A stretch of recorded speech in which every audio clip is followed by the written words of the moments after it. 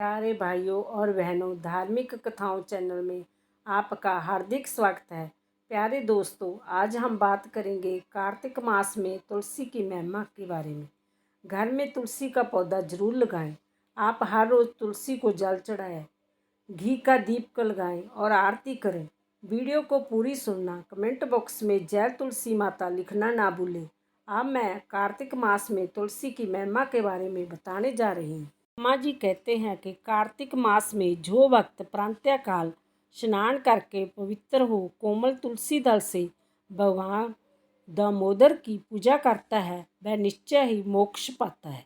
पूर्व काल में भक्त विष्णुदास भक्तिपूर्वक तुलसी पूजन से शीघ्र ही भगवान के धाम को चला गया और राजा चोल उसकी तुलना में गौण हो गई। तुलसी भगवान की पूजा पाप का नाश और पुण्य की वृद्धि करने वाली है। अपनी लगाई हुई तुलसी जितना ही अपने मूल का विस्तार करती है, उतने ही सहस्त्र युगों तक मनुष्य ब्रह्मालोक में प्रतिष्ठित रहता है। यदि कोई तुलसी स्यूत जल में स्नान करता है, वह पाप मुक्त हो आनंद का अनुभव करता है। जिस घर में तुलसी का पौधा विद्यमान है, उसका घर तीर्थ के समान है। वहाँ जमराज के दूत नहीं जाते।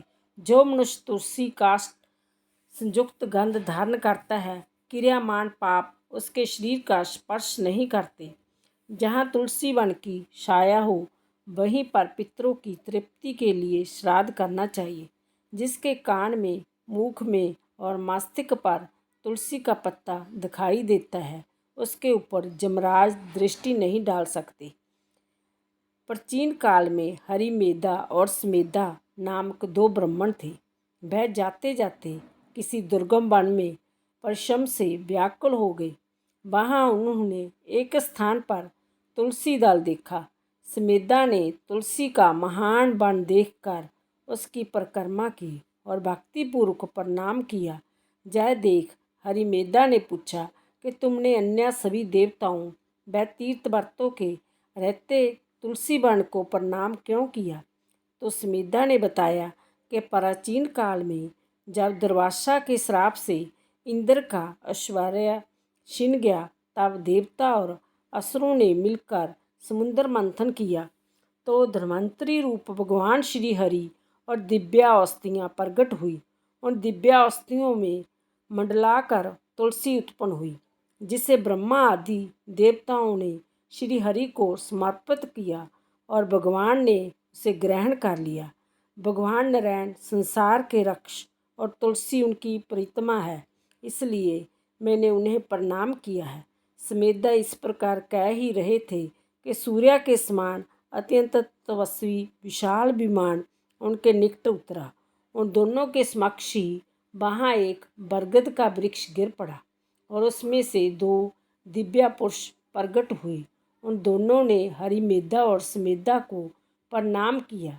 तब दोनों ब्राह्मणों ने उनसे पूछा कि आप कौन हैं? तब उसमें से जो बड़ा था वह बोला, मेरा नाम आस्तिक है और एक दिन मैं नंदनवन में पर्वत पर क्रीड़ा करने गया था, तो देवतागणों ने मेरे साथ इच्छा अनुसार विहार किया।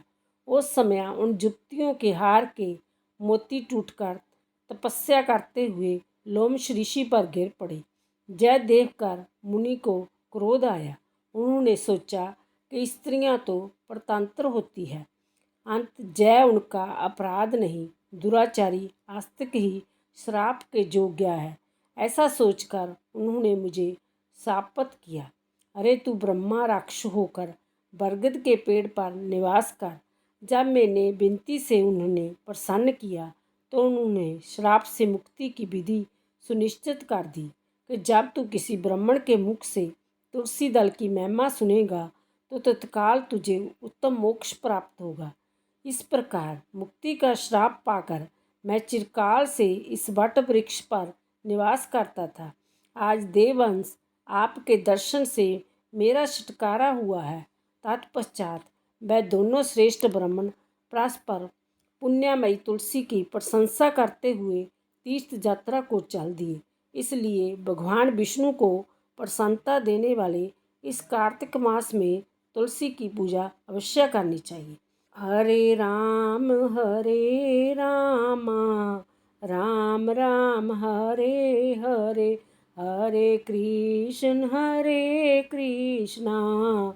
कृष्णा कृष्णा हरे हरे, हरे